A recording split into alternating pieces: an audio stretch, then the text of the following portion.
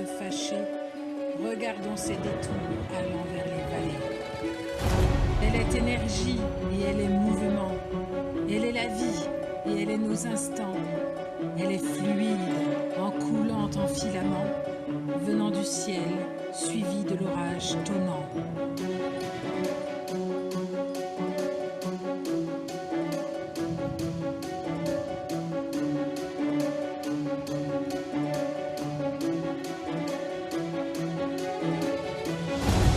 Des mille et mille fines gouttelettes, elle nourrit les lacs, les mers et océans. Elle donne la vie aux vallées désertes, de par sa nature, elle est l'élément. De là-haut, accueillons tout nuage voguant, apportant l'énergie venant de l'univers. Si béni soit oui le nuage du moment, en toutes les saisons, du printemps à l'hiver. L'eau, aux origines de la vie. Quel respect avons-nous pour elle? Tous les peuples y ont-ils accès en abondance? Est-elle toujours aussi pure? Nous avons cherché les réponses à toutes ces questions.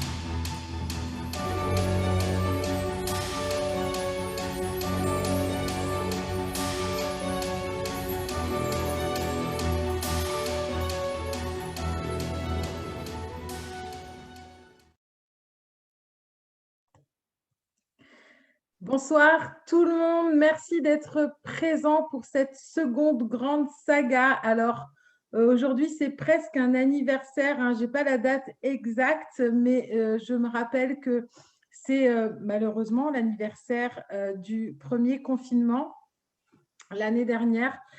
Et c'est ce qui nous a amené, Nathalie et moi, ce confinement de l'an dernier, à avoir envie de se montrer un petit peu plus sur les réseaux et de vous parler de choses qui nous tiennent vraiment à cœur. On avait commencé l'année dernière par la prévention, tout simplement. Donc, soyez indulgents, j'ai mis le replay sur la chaîne YouTube. Donc, en le mettant, je l'ai vite fait regarder, j'ai un peu ri parce que c'était plutôt une interview à l'époque. Ça n'avait rien à voir avec ce qu'on fait aujourd'hui. Mais voilà, c'était quand même des bonnes informations. Du coup, eh bien, elles sont sur la chaîne. Vous savez que si vous voulez l'adresse de la chaîne YouTube, eh bien, vous nous envoyez un message en privé à Nathalie ou à moi, ou bien vous mettez un commentaire sous le live. Comme ça, on va pouvoir vous donner l'adresse, bien évidemment. Cet épisode, ce premier épisode de notre saga Fleuve sur l'eau sera lui aussi en replay dessus et vous pouvez bien sûr retrouver la série des 10 épisodes de La mort dans l'assiette qui ont été publiés quasiment le lendemain de leur diffusion sur Facebook. Voilà pour l'introduction. Pour ceux qui ne me connaissent pas, je me présente, je m'appelle Gaëlle, j'ai 44 ans, j'habite à côté de Cahors dans le Lot, j'ai une fille qui a 12 ans et demi et je suis praticienne enseignante en médecine holistique. Nathalie, je te laisse la parole. Bonsoir à tous, contente de vous retrouver, vous qui avez l'habitude de nous suivre, et puis bienvenue aux nouveaux. Alors moi je suis Nathalie Guillaumard, j'ai 54 ans, je vis en Bretagne. Je suis praticienne enseignante de médecine holistique suite à un grand parcours dans le domaine des soins en tant qu'infirmière, praticienne enseignante Reiki et puis plein d'autres choses. Donc, j'ai une passion pour la vie, une passion pour tout ce qui concerne l'humain et je suis une fervente défenseur, on faut dire comme on veut, de tout ce qui concerne la prévention de la santé avant la réparation, prévenir avant de guérir si possible. Et donc, on a décidé avec Gaëlle de partir sur quelque chose qui est essentiel, comme elle l'a très bien narré à travers ce poème, l'eau à l'origine de toute vie. Commençons par le départ, le point de départ de l'endroit d'où nous venons, de l'eau. Exactement, Nathalie. Merci pour cette seconde intro et pour cette présentation. Effectivement, alors vous savez qu'on est toujours à la recherche de sujets qui vont être intéressants autant pour nous que pour vous, hein. Nous, ça nous permet de faire des recherches, ça nous permet de nous instruire et puis du coup de vous transmettre ce que l'on apprend. Je rappelle pour ceux qui viennent, enfin pour ceux qui, qui sont des habitués et pour ceux qui viennent pour la première fois, que nous ne sommes pas la science infuse et que toujours, toujours, toujours, je vous conseille d'aller recouper les informations que nous vous donnons avec ce que vous pouvez trouver sur Internet ou ailleurs, bien entendu. Je vous rappelle aussi qu'on peut avoir des propos dérangeants. Nous nous en excusons ou pas, Bon. mais il va falloir faire avec. En tout cas, nous sommes vrais, nous sommes nature et nous donnons ce qui vient de notre cœur. Alors, donc nous allons commencer cette saga sur l'eau qui me tient du coup à cœur parce qu'il y a très longtemps déjà, je suis tombée amoureuse d'un film qui est un film des éditions Jupiter qui s'appelle Water. Et à un moment donné, on va aborder le sujet qu'il y a dans ce film, qui est la mémoire de l'eau. Mais avant d'aborder ça, eh bien, Nathalie, notamment, en regardant un petit peu ce qu'était l'eau, m'a dit, écoute, on ne peut pas faire juste un épisode sur la mémoire de l'eau parce que l'eau, il y a trop de choses à en dire. Donc, il faut absolument qu'on fasse plusieurs épisodes. Et comme il y a tellement de choses à dire, on ne sait pas combien il y aura d'épisodes. Alors, c'est une saga fleuve, vous savez, c'est un petit peu comme ces feuilletons que l'on regarde depuis notre plus tendre enfance à la télévision et qui sont toujours présents. Et il y a des acteurs, des fois, c'est les mêmes et ils ont pris 40 balais, mais on regarde quand même et tout. Donc voilà, on ne va pas faire ça pendant 40 ans, je pense, mais on risque de faire cette saga pendant un moment. Donc pour les sujets dont on avait parlé, ils suivront plus tard, mais ce n'est pas pour tout de suite. On va Donc, nous démarrer, avons un Nathalie, scoop là quand même. On a un scoop là. Gaëlle suit les feux de l'amour. C'est magnifique. Alors, je ne suis pas les feux de l'amour. Par contre, j'ai suivi à l'époque, et oui, j'ai 44 ans, je le rappelle, j'ai suivi Côte Ouest, Santa Barbara et toute la clique.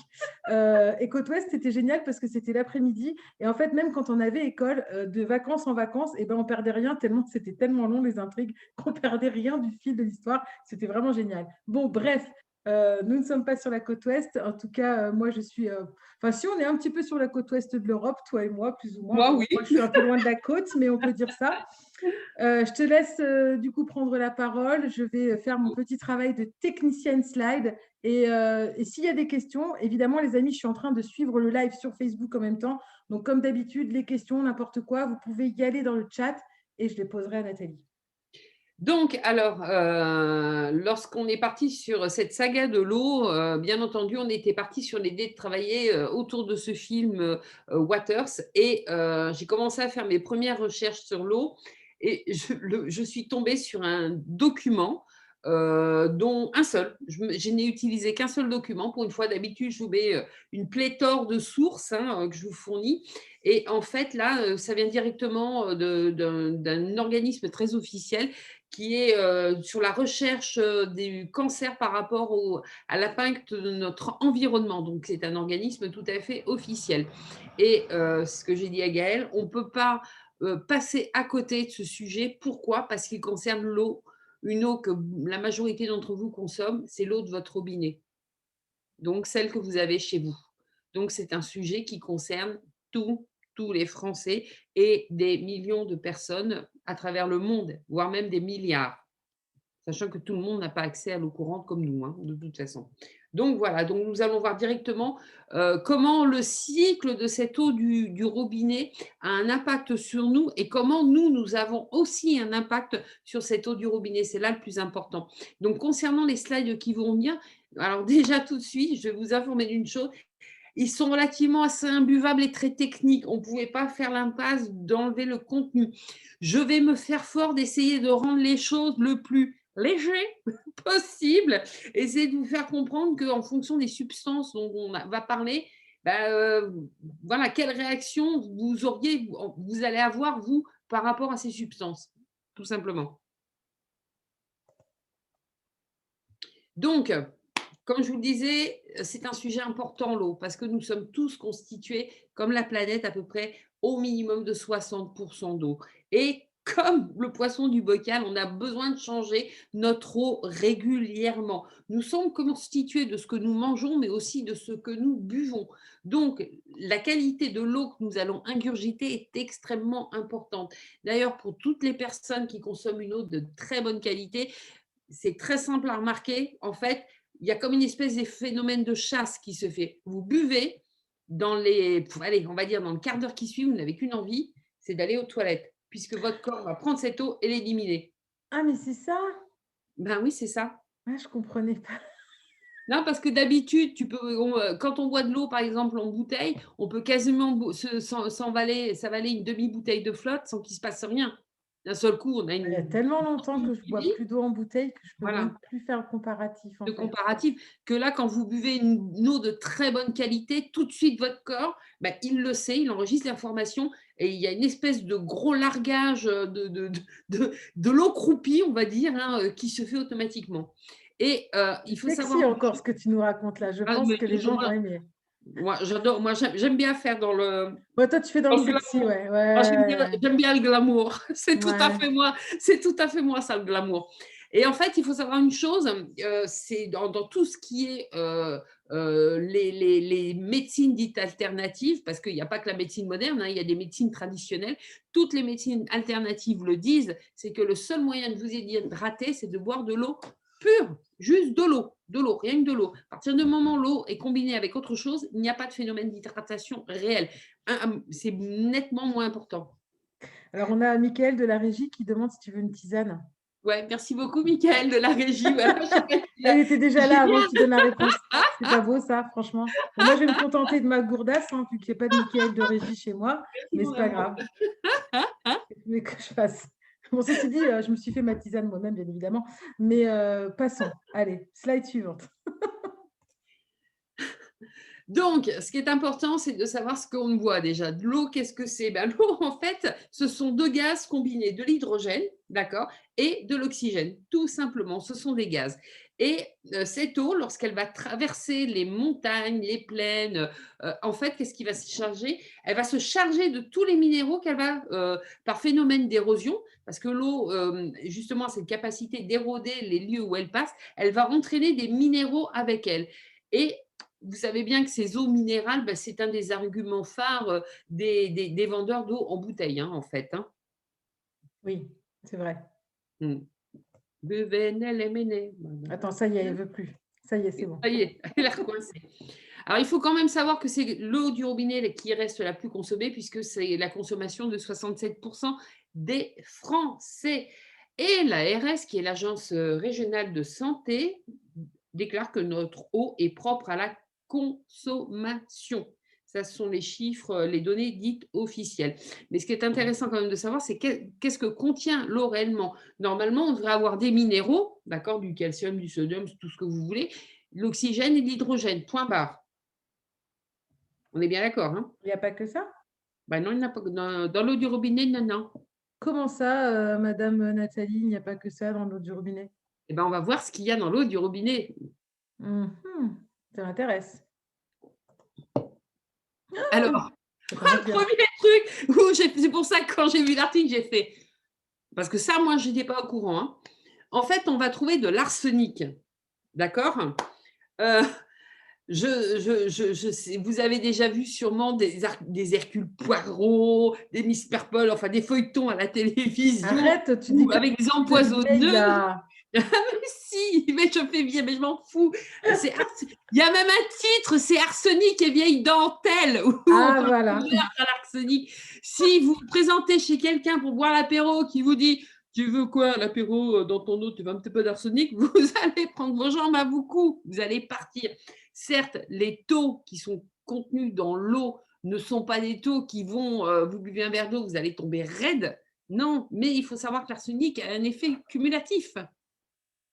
Il y en Ah, a un qui est encore mort. cet effet cumulatif. Bien sûr, il semblerait qu'il y a eu des tests de fait sur le corps d'un homme assez connu qui s'appelait Napoléon et qui subissait un empoisonnement à petite dose homéopathique. C'est comme ça qu'on tue de manière. On l'a vu. Il y a un film qui est excellent avec, je crois que c'est Simone Signoret et Jean Gabin, La souris, je crois. Ah non, Oui, tout doucement à petite dose homéopathique tous les jours, oui, empoisonnée à ça y est, ça me l'arsenic. revient. Et puis à un moment donné, il y a la dose létale, la petite goutte qui fait déborder le vase, et puis pouf, allez, c'est fini, quoi. Donc, voilà ce qui se passe. Il faut quand même savoir que c'est un produit qui est classé cancérigène de toute façon pour l'homme, hein, de toute manière, en plus d'être mortel. En fait, il est surtout cancérigène au niveau de tout ce qui est la sphère pulmonaire, la peau et la vessie. Donc, quand vous prenez votre douche, Voilà. Moi, je crois que je vais arrêter de faire des émissions avec toi, tu m'énerves. Mais laisse-moi prendre ma douche tranquille. Je vais pas Voilà. prendre, je sais pas, c'est horrible. Parce qu'en fait, il y a plein de systèmes de filtration de l'eau que l'on boit, ça on le sait, c'est qu'aujourd'hui, si on ne filtre pas son eau, c'est qu'on n'a pas envie de le faire. On ne peut pas faire comme si on n'était pas au courant. Mmh. Mais la douche, quoi. Tu vas pas La douche, filtrer ton eau bah de oui. douche. Enfin, si, il faudrait, mais Mmh. c'est des installations qui ne sont pas du même ordre que pour filtrer l'eau de boisson, hein. Ben non, non, c'est des installations extrêmement complexes et j'ai eu la chance, justement, tu parlais de Waters, d'avoir, c'est pour ça que le sujet m'intéresse, j'ai eu la chance de passer un week-end avec quelqu'un qui a participé à ce film qui s'appelle Jean-Marie Combel. Et j'ai D'accord. beaucoup discuté avec lui justement sur cette notion de comment devrait être conçue une habitation pour que l'eau qui est consommée d'une manière globale, que ce soit en eau de boisson, en eau de lavage, etc., soit saine et pure. Voilà. Je sens que ça va être un sujet intéressant que je vais devoir aborder en géobiologie. Ouais, voilà. Donc, il faut savoir aussi que dans l'eau de boisson, bah, ça va permettre de faire ça va favoriser le développement des cancers de la prostate, du foie, du rein, voilà. Donc, mais apparemment, il n'y a pas assez de données pour dire que c'est vrai. Bon, il y a une option, Mmh, c'est qu'on peut arrêter de se laver. on peut le faire. Je dis ça, je dis rien. Non, mais Voilà. bon, non, non, mais franchement, tu vois, j'ai lu ton texte, Mmh. évidemment. Vous savez, les amis, que je fais un minimum de travail quand je monte, quand je fais le montage et je lis quand même ce que donne Nathalie, parce que je lis ses recherches. Et tu vois, il faut une deuxième lecture parce que la première lecture, je n'avais pas capté que ça craignait quand je prenais ma douche. Donc, en fait, je vais y penser, tu vois, bon, bah, ça ne va rien changer, je vais quand même me laver, hein, parce que ça va être compliqué sinon, socialement parlant, tout ça. Voilà. Mais je vais y penser maintenant quand je vais rentrer sous la douche. Ouais. Voilà, voilà. Allez, on se lave avec de l'eau de pluie. Aurore dit, mais oui, Aurore, on va récupérer l'eau de pluie. Mais non, il y a des pesticides dans l'eau de pluie. Non, en fait, non, laisse tomber, Aurore. On va pas se laver à l'eau de pluie. Non, va falloir gagner assez d'argent pour pouvoir se monter des baraques qui sont filtrantes, tout Oui, moi, simplement. mon rêve, c'est un osmoseur, hein, Ah ben, ça suffit toute la pas, hein. maison. Ouais, C'est des systèmes beaucoup plus complexes, hein, ouais, qu'il faut, hein. ouais. Bon, allez, on continue. On On continue, va hein. pas commencer à donner envie de se suicider à tous les gens qui nous regardent. Quand même, Ouais, c'est dommage, on a envie que vous restiez, on va raconter plein de choses. oh bah, et ça fait quoi, 20 minutes qu'on a commencé? Ouais, non, on va attendre un petit peu quand même. Voilà. Allez. On continue sur les joyeusetés. Donc, il faut savoir que il y a un arsenic ce qu'on appelle un arsenic inorganique, hein, qui est un composé qui est naturellement présent dans l'environnement, hein. On en trouve surtout dans le Massif central, l'Auvergne, les Vosges, les Alpes, donc dans tout ce qui est massif montagneux. Mais le problème, c'est que le circuit de l'eau tel qu'il est, comme on reprend tout le temps la même flotte, d'accord? Bah, qu'est-ce qui se passe? Il y a des taux qui augmentent. Entre la petite eau de source qu'on va chercher à la source dans la montagne, puis celle qui repasse sans arrêt dans le robinet, ben voilà quoi. Oui, parce Et qu'on sait que l'eau, elle fait un certain cycle, elle finit en station d'épuration, mais du coup, ça reste tout ça, c'est ça? oui, c'est ça. L'arsenic, l'arsenic Ah oui, c'est pas filtré. reste présent, donc ça cumule. Voilà. Donc en fait, il s'est avéré qu'en 2003, il y a eu des prélèvements dans ces zones qui ont été faits et donc 960 000 personnes, ce qui est quand même pas mal, hein, ça fait quand même à peu près 15 de la population française. Il y a eu des gens qui ont été exposés à des doses qui étaient nettement supérieures à la concentration dite maximale admissible par l'ARS. Voilà. Mhm. Mmh. Donc, qu'est-ce qu'on va trouver aussi dans du chlore? Bon, Donc, ça, j'ai beaucoup pas de été chlore. étonnée, hein. Concrètement, on Voilà. le sent quand on tire l'eau du robinet. Voilà, parce que de temps en temps, on a des chlore-chocs. Là, vous pouvez même pas faire une tisane ou des pâtes. Vous faites des pâtes, vous pouvez jeter vos pâtes avec, hein, avec l'eau du bain, hein, parce que c'est tellement infâme. En fait, c'est fait pour détruire les micro-organismes qu'elle peut contenir, les bactéries, les virus, les choses comme ça. Donc, on retrouve ces traces de chlore suite aux différents traitements qu'elle va subir en sortant de la maison et en rentrant, avant de rentrer dans la maison, tout simplement. Je ne vous donne pas tous les… Je les ai mis, hein, si vous avez envie de vous amuser Tu à les veux pas regarder. t'amuser à prononcer mes mots, Non, Nathalie? non, non, non, je peux… Voilà. T'as pas fait l'exercice avec le Bon, crayon dans ta bouche? j'ai pas eu le temps. En fait, donc, ce qu'il faut savoir, c'est qu'il y a quand même certaines classes qui sont classées comme cancérogènes possibles. Tiens donc. Et qui sont des produits qui sont utilisés justement pour traiter notre eau du robinet, qualifiée comme propre à la consommation humaine. Ah bah, elle est propre. Elle a été récurée. Bah oui, elle est plus blanc que blanc. Donc voilà. Donc, qu'est-ce qu'on va trouver? Alors ça, j'ai trouvé ça. Alors, je me suis dit, mais c'est voilà, de mieux en mieux. Alors, on va trouver des SPCS volatiles. Alors, ce sont des produits chimiques, hein, c'est de l'acide halocétique qu'on retrouve dans cette eau. On ne sait pas pourquoi. Je n'ai pas trouvé pour d'où ça venait, ce que ça foutait là, quelle était l'origine de l'arrivée de cette eau, de ces produits dans l'eau. J'ai cherché, je n'ai pas trouvé. En fait, on va trouver ça, ça vient surtout par tout ce qui est douche, bain et piscine. Donc, je suppose, alors c'est vraiment des supputations parce que je n'ai pas trouvé de données. L'eau de votre piscine, quand vous remplissez votre piscine, vous faites les traitements, machin, etc., pour pouvoir clapoter dedans, et bien, à un moment donné, il faut la vider, la piscine. Et bien, ça part dans le circuit de l'eau qui revient dans le robinet. Il y a des systèmes apparemment de l'eau de traitement des maisons qui sont mis pour avoir de l'eau qui est de meilleure qualité. Alors, je me demande si ce n'est pas tout ce qui est sel de filtration, etc. Là, je n'ai pas encore les données. On y viendra, vous inquiétez pas. Donc, tout ce qui va enlever le tartre, etc., toutes ces choses-là. Et donc, on retrouve ce type de produit dans l'eau. Et ça va entraîner surtout des cancers vessie, poumon, rectum et côlon. J'allais dire une grosse bêtise. Bah, dis-la. Je ne savais pas que boire de l'eau, ça pouvait faire mal au cul. Excusez-moi. C'est pire. Voilà. Non, mais tu sais, je suis c'est assez aberrant cette histoire parce Ouais, qu'on non, mais on a passé 20 semaines à parler des additifs alimentaires et de tout ce qui était mauvais dans l'alimentation, à conseiller aux gens de mieux manger, etc., pour au bout du compte se laver avec une eau de merde. Pardon, je suis désolée les amis, mais j'ai les boules en fait. Et ce que tu viens de dire, c'est à quel point c'est juste en plus. Ouais. Mm. Oui.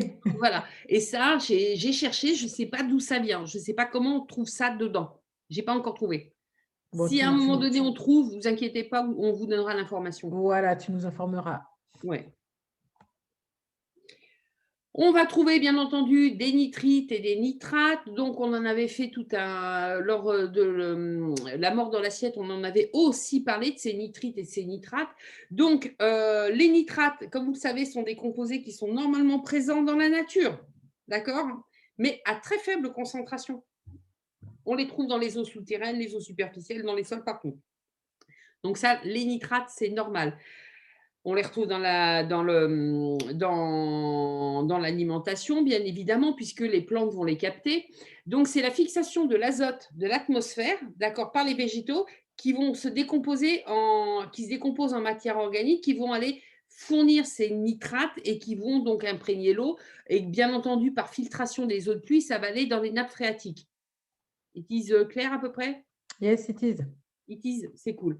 Donc, en fait, ce qui se passe, ces composés vont partir dans les nappes via les nappes phréatiques, dans les lacs, les océans, etc., par effet d'écoulement. Parce que toute l'eau circule en permanence, il ne faut pas l'oublier ça. L'eau ne stagne pas, l'eau circule en permanence. Il y a des courants souterrains, il y a des courants beaucoup plus visibles, hein, avec les rivières, etc.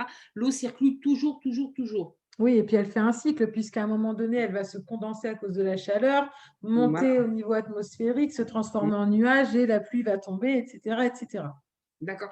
Donc, ce qui se passe, c'est qu'on a des taux de nitrate maintenant qui sont extrêmement élevés et beaucoup trop élevés, n'importe quoi, beaucoup trop élevés, voilà, à cause de l'agriculture, à cause de tous les produits de nettoyage, de fertilisants, enfin tout ce qu'on peut utiliser, tous les produits, les encaustiques de la maison, tout ce qui est des élevages, les animaux qui produisent énormément de nitrates. En fait, notre mode de vie, hormis le côté naturel, il y a tout ce qui est lié au mode de vie humain moderne qui fait qu'on a une surdose de nitrates qui vont se transformer aussi en nitrites et donc devenir poison dans justement l'eau. Ok. Alors, les nitrites, en fait, c'est là où ça devient dangereux. C'est parce que c'est cette transformation du nitrate en nitrite qui fait que quand les animaux les consomment, par exemple, on va prendre une vache, elle bouffe de l'herbe, etc., elle va manger des nitrates. Okay, dans la métabolisation, donc avec la digestion, le nitrate devient nitrite. Hop, pipi, hop, ça part dans la terre, hop, ça va dans l'eau, dans les nappes phréatiques, ça part dans l'eau de rivière et ça revient puisqu'on va arroser avec l'eau de rivière. Mhm. Donc, en fait, il y a de plus en plus de nitrites dans l'herbe, dans la terre, dans la vache, dans le pipi de la vache, etc. Puisqu'il y a toujours des phénomènes de concentration. Ouais. En fait, ça va toujours, on est dans une espèce de courbe croissante permanente. C'est ça qui est dangereux. Et en fait, tous ces nitrites, c'est classé nitrite, nitrate, probablement cancérogène pour l'homme à trop haute dose. Donc, ce qui arrive, c'est que on essaie toujours de trouver tous les organismes, mais on n'a pas de données, on ne sait pas trop si ça vient de là, etc. Donc, c'est que probablement cancérogène. Alors, je suppose que la nature étant parfaitement faite, à la base, il y a un processus d'élimination de ces nitrites dans le cycle de l'eau. Le problème aujourd'hui, c'est ce que tu exposes, c'est qu'il y a beaucoup trop, on va dire, de données qui ne sont pas naturelles de base, Tout qui à vont fait. ajouter en fait un taux de nitrate puis de nitrite beaucoup plus important que la norme naturelle, on va dire. Et du coup, le système de filtration créé par la nature n'est plus suffisant. Exactement, c'est tout à fait ça. D'accord. En fait, on a un total déséquilibre parce qu'avant, il n'y avait pas tant de vaches, avant, il n'y avait pas tant de grandes surfaces, les gens ne les étaient pas traités comme c'est traité maintenant. Donc, notre mode de vie influence grandement justement et déséquilibre ces relations, justement ces systèmes d'osmoseur naturels de la planète. Yes, ok. Donc, il faut savoir que les nitrates en trop forte concentration entraînent ce qu'on appelle la méthémoglobinémie parce que C'est toujours aussi dur, c'est au moins la troisième émission où tu en parles, mais c'est toujours aussi dur. il passe pas celui-là. En Ouais. fait, c'est un risque qui concerne. En fait, ça va empêcher les ions ferriques de se fixer sur l'hémoglobine, sur l'hème des globules rouges pour donner justement l'hémoglobine et donc transporter l'oxygène par des ions ferreux. Et là, il n'y a plus de transport d'oxygène et donc il y a cette cyanose. Et donc, en fait, il y a un défaut d'oxygénation générale du corps et ça affecte en particulier les nourrissons. Donc, ça doit aussi affecter les fœtus. Évidemment. De toute façon, à partir du moment où tout ce qu'ingère la mère, de toute façon, ça passe dans le placenta et après dans l'allaitement. Et malgré tout, si vous n'allaitez pas votre enfant, eh bien, vous faites pas des biberons avec l'eau du robinet déjà. C'est déjà une bonne chose, mais on parlera certainement des eaux en bouteille une autre fois. Yes, yes, yes. Donc, on a quand même des niveaux de nitrate par endroit qui sont relativement élevés parce qu'on utilise beaucoup de composés, des engrais dits azotés. On rajoute énormément d'azote dans la terre pour justement la fertiliser en raison de l'agriculture intensive. Donc, nous, en Bretagne du Nord, on est costaud. Sur le bassin de l'Île-de-France, ils sont plutôt pas mal aussi. Mais bon, on a des taux qui sont beaucoup trop élevés. Hein. Nous, ça s'améliore grandement en Bretagne. Et tu vois, je suis en train de calculer, c'était en 2011, hein, je pense que ça a énormément changé puisqu'on est 10 ans plus tard Ouais. sur l'image, mais je suis en train de calculer que moi, je vis dans un endroit où c'est plutôt cool et je vais déménager dans un endroit où ça craint. Je ne sais pas pourquoi je fais ça en fait. Bon, c'est pas grave, tant pis, j'assume. C'est comme ça. Donc, il faut savoir que les apports de nitrate chez l'homme, c'est 70 à 80% dans l'alimentation et 20 à 30% c'est l'eau, d'accord? Mais en fait, pour toutes les instances de surveillance, il n'y aurait pas des taux suffisamment importants dans l'eau pour qu'il y ait justement une surveillance qui soit vraiment beaucoup plus importante concernant l'effet de la consommation de l'eau du robinet sur le consommateur. Voilà. Mhm. Voilà, voilà, voilà. Allez, j'aime bien mettre des cartes de France aujourd'hui. C'est parti. Et tu étais dans mode carte de France. Donc, la limite de qualité est de 50 milligrammes par litre pour les eaux de consommation et les eaux superficielles est de 100 milligrammes par litre. Donc, vous verrez que là, tout ce qui est dégradé, tous les petits points rouges, on est quand même largement, largement au-dessus un peu partout, hein. Et cette Mhm. carte date de je ne sais pas quand, de Oh, 1990, hein, je suis désolée, hein, j'ai rien trouvé de plus récent. ouais. Donc, entre-temps, bah, ça a dû quand même un petit peu bouger, Mm. quoi, hein. D'ailleurs, c'est assez terrible, hein. Bon, 10 ans, je ne me suis pas trop inquiétée, hein, pour la carte précédente. Je me suis dit 10 ans encore sur des recherches de ce genre, c'est pas trop affolant, mais là, on est carrément sur la trentaine d'années, donc voilà. Le truc qui est assez affolant, justement, c'est là où moi, je je dirais que j'ai eu un peu d'inquiétude, c'est que pour trouver des données récentes et «fiables» entre guillemets, puisque le but du jeu, c'est quand même de vous donner une information qualitative, bah, c'est extrêmement compliqué. Ouais. Et en général, quand c'est extrêmement compliqué, bah, à mon sens, pour moi, ça n'augure jamais rien de bon. C'est que Je ça sent sens le je sens la pointe de conspirationnisme qui arrive, Nathalie. mais que nenni nenni, c'est juste Mhm. c'est que le constat, voilà. Ne Si niez point, on cher ami, ne niez point, je le sens.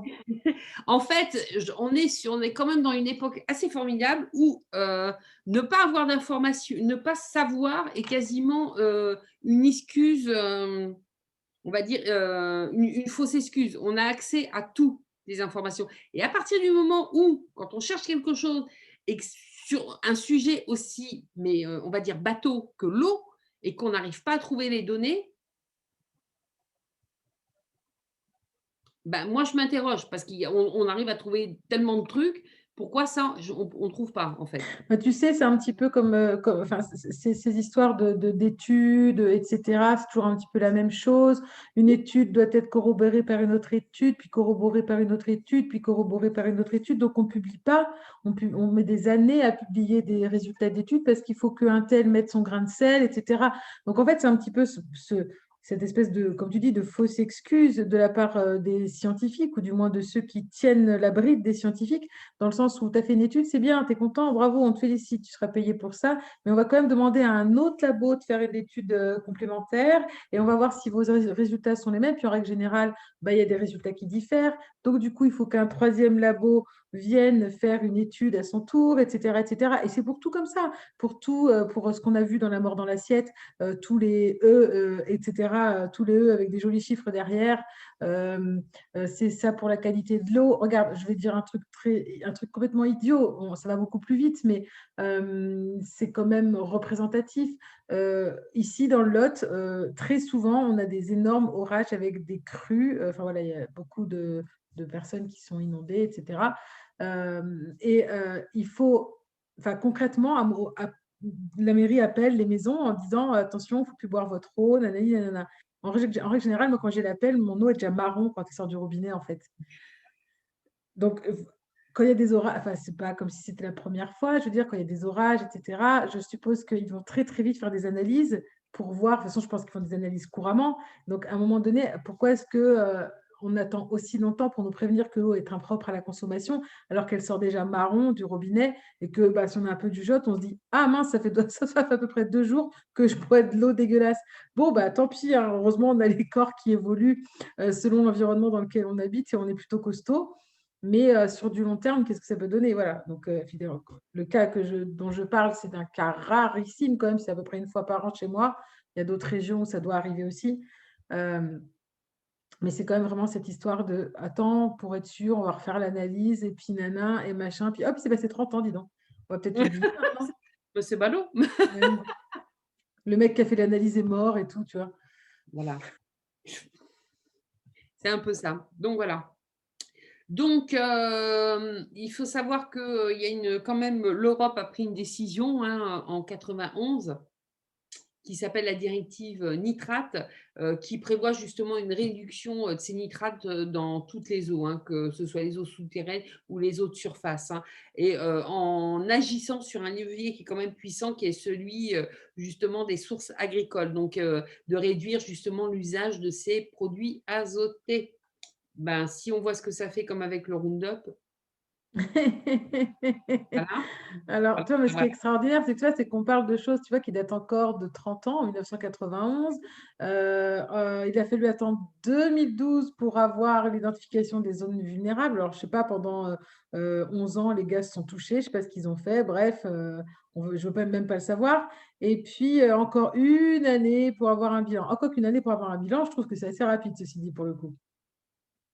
Ouais. Là, pour le coup, on va Ben là, dire il y que ça a a eu été un vite. rapport en 2012, édité en 2013. Ouais, c'est ça. Donc, du coup, à peine une année après le classement des communes, quoi. Non, 91, 2013, le rapport. Non, mais La oui. directive est de 91 et le rapport est a été émis en 2013. Oui, parce qu'ils ont attendu de classer les communes, c'est ce que je disais. Oui, c'est ça, ouais. Oui, Voilà. voilà. Il a fallu 11 ans pour classer les communes. Hum, C'est compliqué, forcément. Non, oui, c'est un peu ça. Donc voilà. Ah, On je va me parler demandais quand maintenant est-ce qu'on a qu'on fait allait aussi parler des voilà. Les pesticides, pesticides, nos amis les quand pesticides. même. Voilà. Donc, Ça la faisait longtemps. principale voie d'exposition, c'est l'alimentation à 90%. Parce qu'en général, c'est sur votre petite salade qu'on les balance. Donc, C'est que sur forcément, les salades, je peux manger des pâtes? oui. C'est le blé, il y en a dans le blé. Il faut savoir qu'une pomme, en moyenne, subit 31 traitements chimiques pendant sa période de croissance. Bon appétit. Voilà. C'est exactement ça. Donc, il semblerait que la consommation d'eau représente une contribution mineure. Voilà. Donc, par rapport à ça, il semblerait qu'il n'y ait pas trop de pesticides dans l'eau.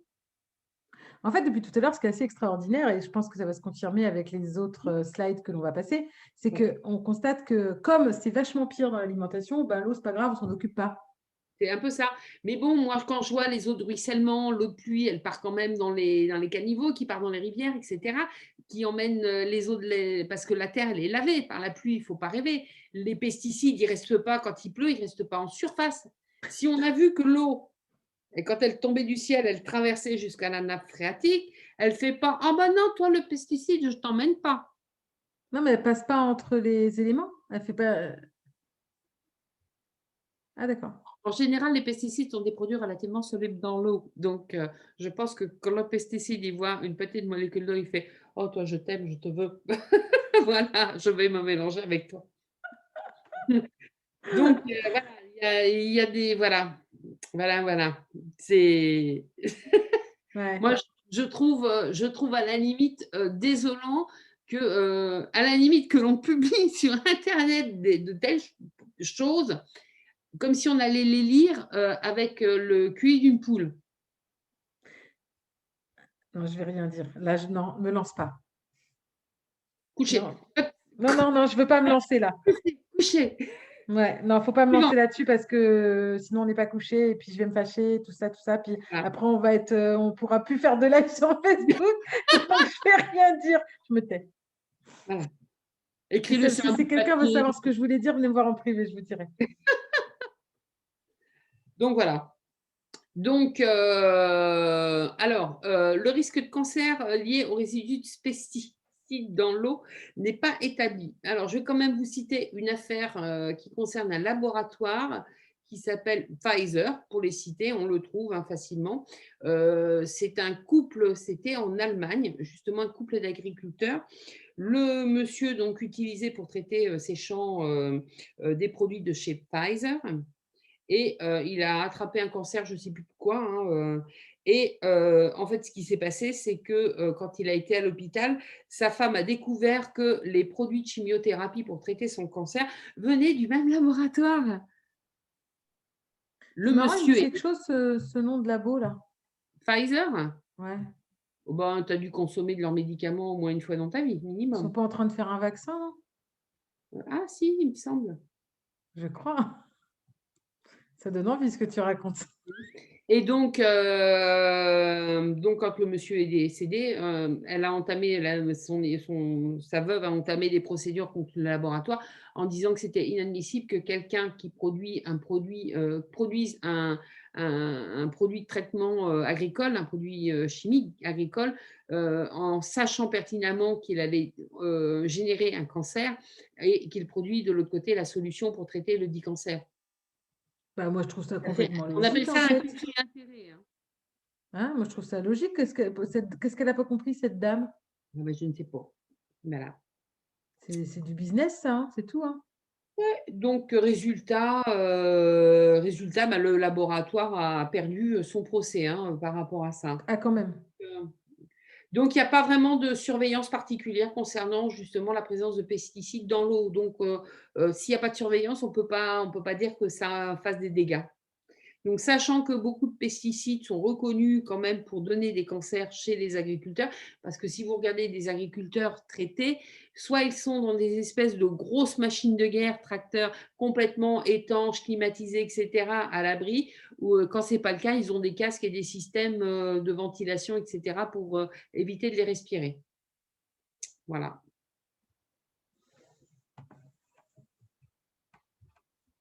La radioactivité. Oui, oh, bah ça, bon. Tant qu'à faire. Alors, la radioactivité est un phénomène tout à fait naturel, d'accord? On parle de l'âge de l'eau parce que ça dépend du temps de contact qu'elle va avoir avec les surfaces. Nous, en Bretagne, on a des eaux extrêmement radioactives. On est dans des zones très radioactives à cause du granit. On a beaucoup de radon dans l'eau. Hmm. Et ça dépend donc, c'est vraiment très, très régional. Mais le souci, c'est toujours pareil. À partir du moment où c'est toujours les mêmes eaux qui repassent, et repasse et retapasse et encore, eh ben, qu'est-ce qu'il y a? Le taux de radioactivité, ben, c'est pareil, il est cumulatif. Vous avez dû voir, vous avez sûrement tous passé une radio, les radiologues, ils ont tous des petites barrettes, des petits badges pour mesurer justement le taux de radioactivité qu'ils prennent dans les dents, même s'ils sont derrière des cabines, des systèmes avec du plomb pour protéger, puisque le plomb est le seul matériel qui empêche la radioactivité de passer. Mais moi, j'ai travaillé dans le nucléaire, on est contrôlé régulièrement par rapport à ça. D'accord. Et ça se cumule, ça ne s'élimine pas. Bien, bien, bien. Voilà, voilà. Donc, il n'y a pas vraiment d'études épidémiologiques, mais on sait quand même que ça entraîne une augmentation du risque des cancers du système digestif et des risques de leucémie. Voilà. Mais il y a quand même une imposition qui est faite sur le contrôle, le machin, etc. Surtout que les centrales nucléaires déversent leurs eaux dans les fleuves quand même, hein, il faut le savoir. Les eaux de Oui. refroidissement des tours sont reversées dans les fleuves, donc je doute quand même que ce ne soit des eaux qui soient totalement inoffensives. Gentil, mais quand même, voilà. Je n'irai pas boire l'eau du Rhône à côté de Marcoule, personnellement. Ouais, le problème, c'est que des centrales nucléaires, il y en a partout en France. Et on est tous à peu près à moins de 100 km d'une centrale, hein, grosso modo. Bon, à part vraiment dans les endroits isolés en Creuse ou en Aveyron, mais même moi, dans le Lot, je suis qu'à 80 km de Golfech à vol d'oiseau, donc Je crois que moi, j'en ai pas. vérifie. Non, non, on n'en a pas, nous. Je crois que la plus proche, c'est la Hague, dans le Nord-Cotentin. Je sais pas. Je sais pas, mais bon, on est tous plus ou moins exposés de toute façon. Donc voilà, donc le radon, c'est un gaz radioactif hein, qui est inodore, incolore, sin savor, comme on dirait. Bon, ça se trouve dans les roches, hein, c'est tout à fait naturel. Hein. Mais on pense que c'est faible dans l'eau. Mais la problématique, on pense que c'est faible, hein, mais c'est le fait que ça repasse. C'est toujours les mêmes molécules d'eau qui passent et qui repassent. D'accord? Donc, pour le moment, on estime qu'il n'y a pas d'enjeu sanitaire par rapport à ça. Dixit, l'autorité de sûreté nucléaire. Voilà. Mais on sait quand même que le radon aurait quand même des organes cibles, hein, s'il est ingéré dans l'eau de boisson, qui sont tout le système digestif, le sang, le système nerveux central, le côlon, les reins et le foie. Enfin, tout le corps, quoi, en fait, hein, grosso modo. Oui, j'ai envie de dire, qu'est-ce que tu as retiré, cette liste? Ouais, non, il reste les os. Le cerveau. Le système nerveux central, le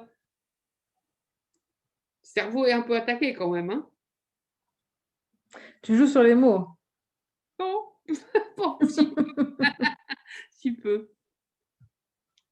Donc voilà. Alors, ça, moi, j'étais déjà au courant. Les résus.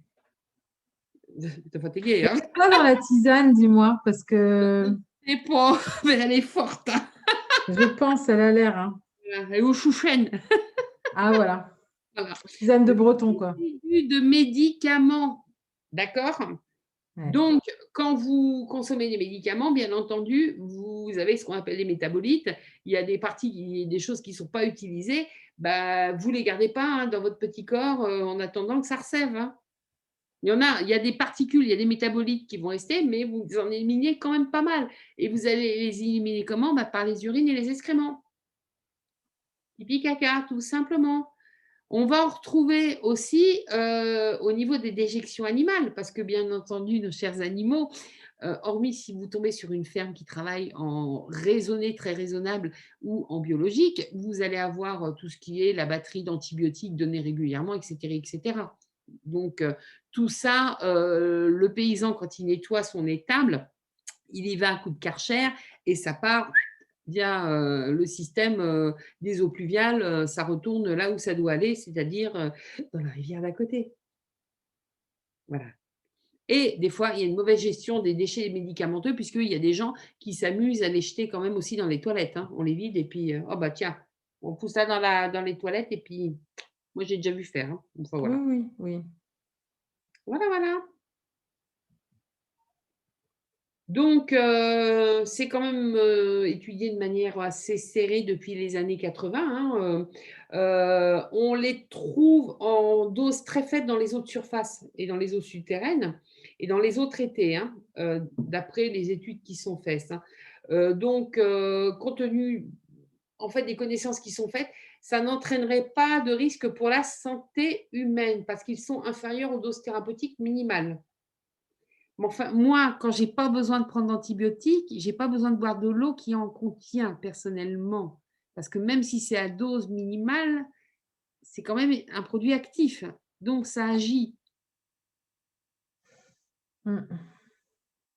Donc c'est peut-être pas le fait de consommer 1 milligramme d'entrée de jeu d'une telle molécule, mais tous les jours, vous avez votre petite microdose de molécules, donc petits antibiotiques, petits antidépresseurs, Oui, puis on mélange, c'est ça qui est bien, du coup. c'est cool. Mmh. Là, il y a des petits cocktails là qui sont sympas. Donc voilà, le problème, c'est les interactions entre les différentes molécules, justement ces fameux mélanges, et puis l'exposition qui est chronique à faible dose, quand même. On est quand même dans une chronicité de cette consommation de résidus médicamenteux dans l'eau. C'est quand même important. Il faut quand même savoir qu'il y a de plus en plus de cas d'infertilité par baisse de la production de spermatozoïdes chez les hommes. Pourquoi? Parce qu'ils bouffent de la testostérone. Ils prennent la pilule en consommant de l'eau du De robinet. la progestérone, tu veux dire, ma biche. Oui, de la progestérone. Parce que la testostérone, pour eux, c'est Non, bon, hein. la progestérone et des oestrogènes, voilà. Parce que moi, si tu me files une pilule, bon, je la prends plus depuis très longtemps, mais si tu me files une pilule avec de la testostérone, on va m'appeler Robert, hein. Tu fais, heureusement que tu suis, c'est bien. En fait, tu étais un test. Oui, des fois, je dors, mais là, tu vois, j'étais réveillée, donc… Tu sais, j'ai fait le chat, là. Non, non, oui, bien entendu, la pilule, c'est pas la testostérone. mais, ouais, mais ça, c'est un… J'ai on dit, en j'étais parle en très, train de très me dire, peu, en mais fait, c'est du réel, hein, qu'aujourd'hui, il y a une migration des hormones sexuelles mâles et femelles dans les mauvais corps, hein, concrètement. Notamment, moi, je peux en parler puisque je souffre du syndrome des ovaires polykystiques et c'est pour ça que je présentais avec la pilule à testostérone, parce que c'est un problème de surproduction de testostérone chez la femme, alors que je ne devrais pas normalement. Alors, rassurez-vous, je suis quand même restée une femme. Mais ça a engendré des symptômes, etc. Et notamment une infertilité, hein. Heureusement pour moi, ça s'est déclenché après la naissance de ma fille. Mais voilà, donc en fait, je suis morte de rire. Je pense à ta pilule avec la testostérone. C'est tout à coup, tu as la barbe qui pousse et tout, tu comprends pas ce qui t'arrive et tout. Mais ceci dit, il y a des pilules, elles sont un peu cheloues, hein. Ah Bref, ouais, quand on voit les effets secondaires. Mais donc, effectivement, il y a aussi il y a un autre problème, c'est que donc, il y a des femmes qui produisent aujourd'hui de la testostérone en quantité, on ne comprend pas pourquoi. Et de l'autre côté, il y a des hommes qui ingèrent de la progestérone. Donc, alors, notamment, je me regarde contre le soja, messieurs, soyez végétariens, c'est très bien, par exemple, mais ne soyez pas végétariens en mangeant du soja, en tout cas pas à haute dose, parce que c'est de la progestérone non, c'est un œstrogène végétale. light. Je crois que c'est un Estrogène, œstrogène estrogène. light, donc c'est pas terrible non plus. Voilà, estrogène, pardon. Et en fait, du coup, et avec l'eau de boisson, effectivement, enfin, ne soyons pas aveugles. Combien de femmes qui voulaient tomber enceintes ont jeté leur pilule dans les toilettes au lieu de la prendre? Ça a dû arriver des tas de fois, ça doit arriver encore. Bon, ça, c'est un autre problème. C'est un problème de couple, mais n'empêche que, mesdames, si vous ne voulez pas prendre votre pilule, ne l'achetez pas dans les, dans les toilettes. Non. Parce que derrière, ben, c'est vos fils, vos hommes qui la prennent, quoi. Voilà, Ouais. voilà. C'est cool, hein? Du coup, pour tomber enceinte, c'est plus relou, parce que même si tu prends plus la pilule, si ton mec, il ne peut pas. Enfin, voilà, on est sur un cercle vicieux, quoi. Oui, c'est exactement ça, c'est un cercle vicieux. Ouais. Bon, pour le coup, je ne conseille pas du tout de prendre la pilule, hein, mais ça, vous connaîtrez notre avis là-dessus en regardant les replays, tiens, par exemple. Par exemple. On Exact. continue. Yes. Donc, il y a un plan national qui existe quand même depuis 10 ans, en fait, pour limiter le risque éventuel pour l'homme de la présence de ces composés dans l'eau. Donc, il y a une attention quand même toute particulière sur les médicaments anticancéreux et puis tous les dérivés hormonaux, hein. Donc, il faut savoir que la chimiothérapie, bien entendu, quand quelqu'un fait une chimiothérapie, il y a quand même de la chimio qui part dans les toilettes. Ouais, c'est logique. Voilà. Donc, on a tous notre petite dose de chimio, même si on n'en a pas besoin. Et penses-tu que ça nous immuniserait contre un cancer? Mais même pas. Non. Ouais. Au contraire, ouais.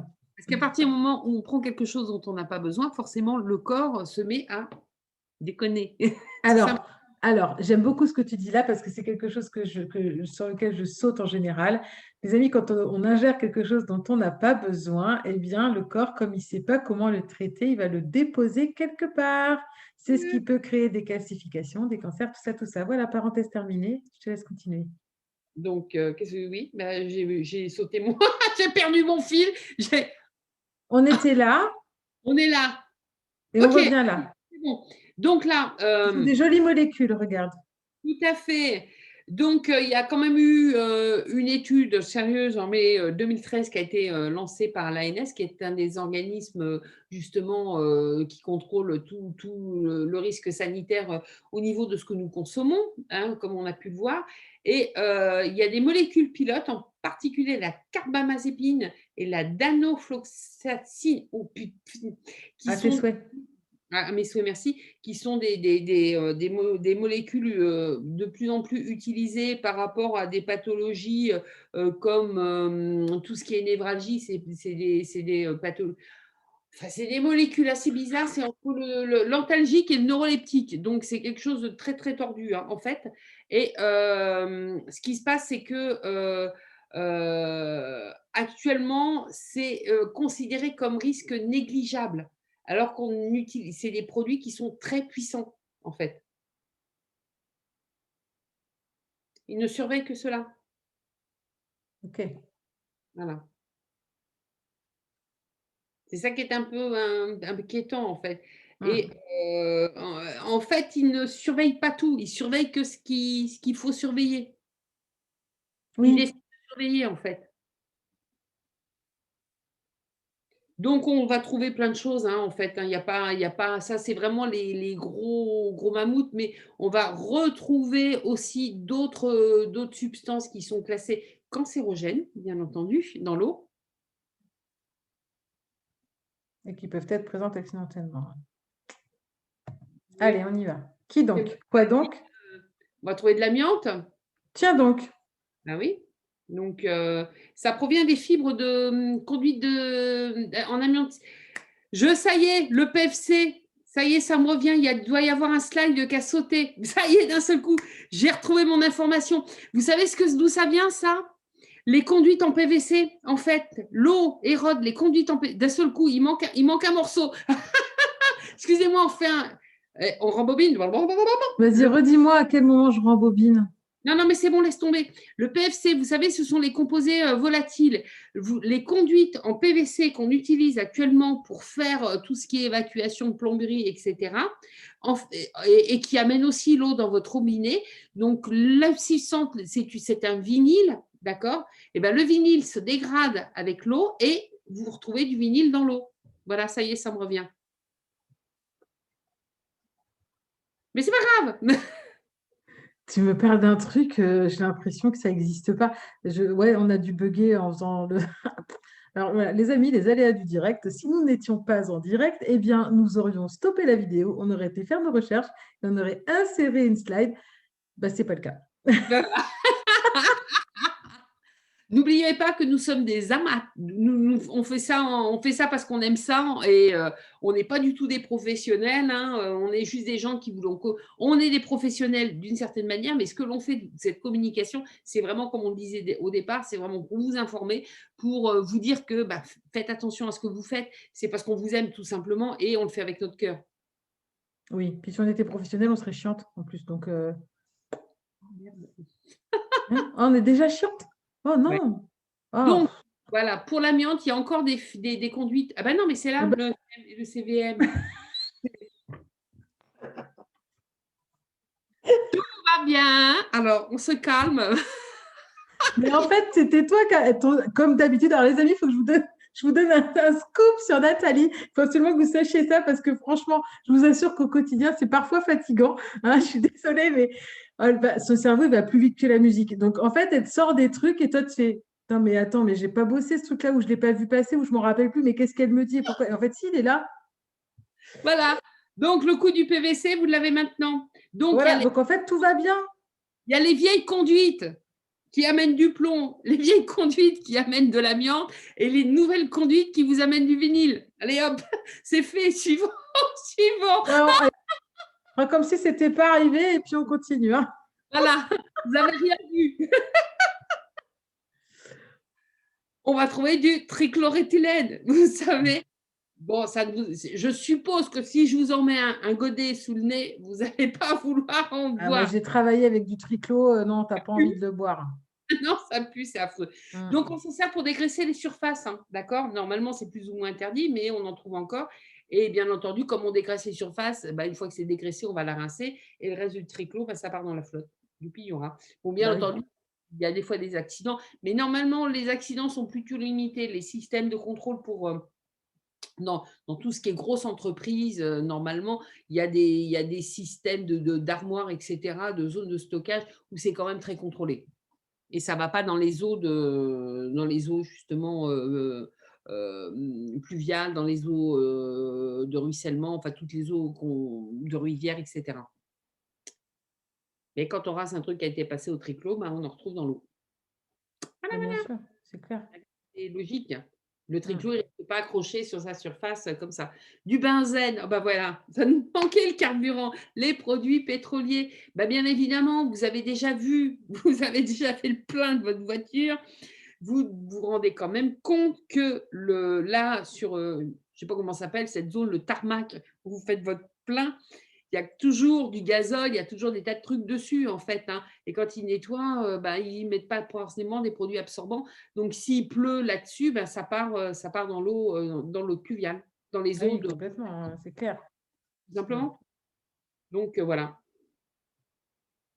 Bah, du plomb, hein, c'est le coup voilà, c'est le fameux tuyau, mon fameux tuyau. Donc, quelle que soit la composition de votre tuyau, qu'il soit les vieilles plomberies qu'on peut encore avoir dans certaines maisons en plomb, eh ben, celles en fibrociment ou celles en PVC, ben, on va retrouver de ces composés dans l'eau, tout simplement. Des cyanobactéries, qui sont des toxines, en fait, qui sont cancérogènes. C'est des bactéries qui ont la particularité de provoquer des cancers. Donc, on peut trouver ça aussi dans les eaux du robinet. Elles sont créées naturellement, viennent d'où ces cyanobactéries? Ben, en fait, c'est toujours pareil. À l'origine, c'est des bactéries qui existent à l'état naturel. À une certaine dose, ça craint pas, mais avec tout ce qui se passe avec les systèmes de stations d'épuration, etc., ben, elles ont tendance à proliférer beaucoup plus. Ouais. C'est pour ça que derrière, au retour, on leur met un coup de chlore sur la tronche. Oui, Passe, logique. passe à l'as. Il y en a qui passent à l'as.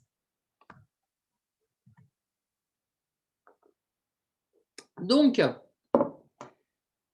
c'est là où vraiment c'est important de mesurer votre impact sur tout ce circuit. C'est-à-dire que l'eau que vous allez ingérer, ok, elle va entraîner avec elle des composants que vous avez aussi ingérés par l'alimentation, par votre mode de vie, etc. Mais aussi par tous les produits ménagers que vous allez utiliser dans votre maison. D'accord? Par rapport à ce que vous allez utiliser pour vous soigner. Donc, tout ça, à un moment donné, votre corps l'élimine. Et il faut quand même savoir que depuis que l'humain existe, nous sommes la première civilisation à faire pipi et caca dans notre eau. Propre, Comment ça, propre? de l'eau propre. De l'eau propre, oui. Donc non seulement dans notre eau, mais en plus elle est propre. Voilà, qu'avant, il y avait des latrines, c'était enterré, c'était composté. Les gens ont toujours pissé dans les champs. Pourquoi? Parce qu'il y a des produits azotés, des minéraux, etc., et que ça va nourrir la terre. Mais on était moins nombreux, d'accord? Les gens n'ont jamais fait. Il y avait les cabanes au fond du jardin, c'était pas pour rien, puisque tout ça s'était récupéré et réutilisé. Et les gens ne prenaient pas autant de médicaments, ne mangeaient pas autant de cochonneries, ne mangeaient pas de produits chimiques. C'est récent, ça vient d'après la Seconde Guerre mondiale, tout ça. Ne l'oublions pas. Et bien entendu, tout ça, on le balance dans notre flotte. Ça nous fait du mal à nous, mais ça fait du mal à tout l'environnement. Ce comportement-là détruit notre planète, tout simplement.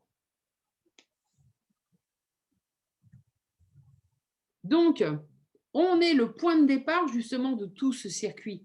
Puisque toute cette eau, ça passe par nous, les toilettes, l'évier, le lavabo, la douche, la baignoire.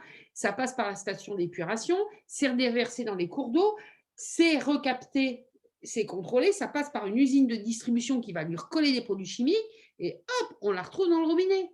Donc en fait, on est, je dirais, quelque part, on a notre part de responsabilité à ce niveau-là. Donc si nous, en amont, on arrive à filtrer l'eau, si nous, on évite de rejeter des déchets dans cette eau, d'une manière ou d'une autre, si on fait attention aux produits ménagers qu'on utilise, si on fait attention, si on fait des choix alimentaires cohérents par rapport à ça, des techniques de soins, parce qu'il y a des médicaments, certaines personnes, elles en ont besoin, mais la majorité des médicaments, vous n'avez qu'à voir le déremboursement qu'il peut y avoir, parce qu'ils sont jugés inutiles, comme n'ayant aucun intérêt thérapeutique, ils sont déremboursés.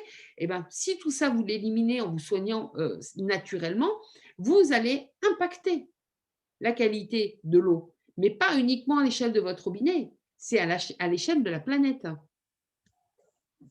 Je vais faire une petite parenthèse par rapport à ce que tu as dit tout à l'heure dans le fait que l'on détruit la planète. Il y a quelque chose que je voudrais rappeler parce que je sais que j'ai déjà dit et que je voudrais bien qu'il soit ancré en fait dans l'esprit des gens parce que ça, c'est pas moi qui le dis, hein, c'est du réel. Nous sommes, à l'heure d'aujourd'hui, l'humain est un parasite pour la planète Terre. C'est clair et net. Ça n'a pas toujours été le cas, mais aujourd'hui, c'est le cas. La tendance peut s'inverser. On dit souvent qu'il faut qu'on protège notre environnement, qu'il faut qu'on protège notre planète, il ne faut pas qu'on la tue, etc., etc. Une chose qui doit être très claire dans votre esprit, les amis, c'est que toutes ces actions qui sont néfastes, je n'accuse, on peut s'auto-accuser les uns les autres, on peut accuser les gouvernements, on peut accuser ce qu'on veut. N'oubliez pas le colibri, chacun fait sa part.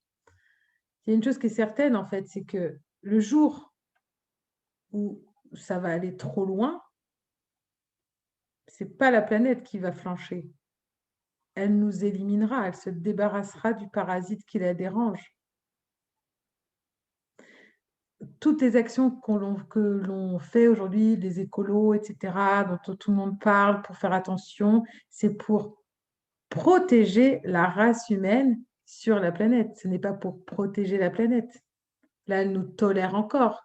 Le jour où elle ne nous tolérera plus, elle va tout simplement nous éliminer. Ça n'ira pas plus loin que ça, l'histoire. Donc, si vous n'avez pas de considération pour le sol sur lequel vous vivez, peut-être vous avez une légère considération pour les descendants que vous allez mettre au monde. Donc, pensez à cela. L'espèce qui est en danger, ce n'est pas la planète Terre, c'est l'espèce humaine. Et puis, évidemment, les autres espèces qui sont des dommages collatéraux de nos actes. Mais la planète, elle nous survivra. C'est clair. Bon, à part si elle se mange un astéroïde, mais ça, c'est une autre histoire. Et encore, elle vivra d'une autre manière, probablement. Oui. Donc vraiment, prenez vraiment ça en considération. On n'est pas en train de faire du pro-écolo ou du pro je sais pas quoi. Aujourd'hui, Nathalie l'a dit tout à l'heure, quand elle a dit on vous aime, nous, on est des personnes qui sommes profondément humanistes et qui aimons l'homme et l'humanité. Et ce qu'on dit là, c'est juste pour sauver notre peau, en fait. Enfin, notre peau, quand je dis la nôtre, celle de l'humain. Parce que le jour où ça va être trop, ça va être ciao, bye bye, les gars. Exactement. Continue. Ouais. Tiens, je connais celle-là. C'est ça. Ce sont des choix. Les grandes révolutions, moi je suis du 14 juillet, donc je peux vous en parler. Les grandes révolutions, vous prenez 1789, mais on s'est fait berner, nous l'oublions pas. Hein, ça n'a été qu'une grosse mascarade à un moment donné, puisque c'est le pouvoir bourgeois qui a repris la main sur tout le monde. Chaque fois qu'il y a eu mai 68, il en reste quoi? Les grandes révolutions, ça ne donne rien. Ça fait du bruit sur le coup, mais derrière, les choses ne changent pas vraiment. Donc, ça ne sert à rien de sortir dans la rue, de vociférer tout ce qu'on veut, etc. Non, si on doit changer les choses, ça va être à une échelle individuelle. C'est notre responsabilité individuelle. C'est comment l'on va éduquer les enfants, qu'est-ce qu'on va faire, nous, à notre échelle. Ou, quand vous dépensez votre argent, posez-vous toujours la question, mais à qui cela profite-t-il? Qu'est-ce que ça va donner derrière? Et c'est nos choix de consommateurs qui vont faire de nous de vrais consommateurs. Et le pouvoir, c'est nous qui l'avons. Il ne faut pas croire que ce sont les gouvernements, les industriels, etc., qui ont ce pouvoir. C'est nous qui l'avons. Même avec un petit porte-monnaie, on peut faire des miracles. Ce n'est pas la peine d'être riche à milliards pour essayer de faire des nouveaux systèmes et des machins. Non, c'est vous quand vous faites vos courses au supermarché. Qu'est-ce que vous mettez dans votre caddie? Tout simplement. Est-ce que vous avez vraiment besoin, c'est chaque fois que vous vous déplacez, de prendre votre voiture? Est-ce que vous ne pouvez pas prendre 2 sacs et faire peut-être, allez, 2 kilomètres à pied? Il y a toutes ces données-là à prendre en compte et ça, c'est extrêmement important. Et au niveau de l'eau, si vous filtrez votre eau, vous allez être en meilleure santé. Donc, vous allez moins consommer de médicaments. Donc, vous allez moins impacter l'environnement. D'accord? C'est extrêmement important. Ce sont de petits gestes, mais c'est des gestes essentiels et qui vont vous sauvegarder. Je pense que c'était le mot de la fin. Je pense que c'était le mot de la fin. Merci les amis d'avoir été présents. Je vois qu'il y a très souvent les mêmes personnes qui sont fidèles. Merci énormément pour ça. Bienvenue aux nouveaux, s'il y en a. Tous les 15 jours, nous serons là, nous sommes présentes. En tout cas jusqu'au mois de juin, parce que souvent on fait une pause pendant les vacances. On ne sait pas trop à quel moment elle tombe, cette pause, mais souvent on fait une pause. Donc, dans 15 jours, second volet de notre saga sur l'eau. Est-ce qu'on a déjà un sujet, Nathalie? Pas du tout, parce que je voulais regarder justement Water, ce que je n'ai jamais vu, moi. Eh ben, il va falloir que je l'achète. Tu pas besoin de l'acheter, je te l'ai donné. Non, il n'y est pas. Ah, bon, je vérifierai alors. Je veux bien. Je l'ai sur mon PC, je te le ferai passer. Ah bah, Ouais, Guy, normalement, je l'ai encore et ouais, non, c'est mon film. C'est un de parce mes que films cultes, un de mes films chevet, Hmm. Water. Donc, si vous pouvez le trouver, les amis, je vous conseille de le regarder. C'est quelque chose qui va changer votre vision de l'eau et de beaucoup de choses, notamment. Voilà. On ne va pas se spoiler parce qu'on va en parler à un moment donné. Hmm. J'espère que tu as prévu de parler de l'eau en bouteille. Oui, ça, Et, ça va euh, bien. Ça, et, oui, c'est un bon morceau, ça aussi, hein. ouais. Et vous inquiétez pas, les Je amis, peux aujourd'hui, on vous vous présente les parler. choses Ouais. négatives, les impacts négatifs de notre consommation, etc. Mais on ne va pas être sans vous donner des solutions et des idées pour que ça aille mieux, C'est sûr. évidemment. Mais vraiment, filtrer votre eau, c'est un des premiers gestes que vous pouvez faire pour vous et même pour la planète, parce que un filtre, en fait, ce type de filtre, une fois qu'il a emprisonné les choses, le traitement, ça va être incinéré. Donc automatiquement, qu'est-ce qui se passe? Tout est détruit. On n'en parle plus. Destruction par le feu, on n'en parle plus. Mm. Exact. Merci Voilà. Nathalie encore pour tous ces enseignements. Les amis, on vous rappelle, hein, évidemment, allez faire vos propres recherches. Tapez sur Internet qu'y a-t-il dans l'eau du robinet. Vous pourrez constater ce que Nathalie a dit, peut-être trouver aussi d'autres informations. Évidemment, on est friande de ça. Donc, si vous avez des choses à apporter à l'eau de notre moulin, eh bien, vous venez les noter ici en commentaire et on vous répondra de toute façon, quoi qu'il arrive. Vous pouvez venir nous contacter en privé. Nous sommes très disponibles. À mercredi Ouais, si 31, vous connaissez un spécialiste des PCF, je suis preneuse. par exemple, s'il y a un spécialiste des PCF, Nathalie est en recherche. À mercredi 31 mars, 21 h pour la suite, pour le second épisode. Je vous souhaite une belle soirée, des belles semaines d'ici à dans 15 jours. Ciao, ciao. Bonne soirée, Kenavo. Bonne soirée.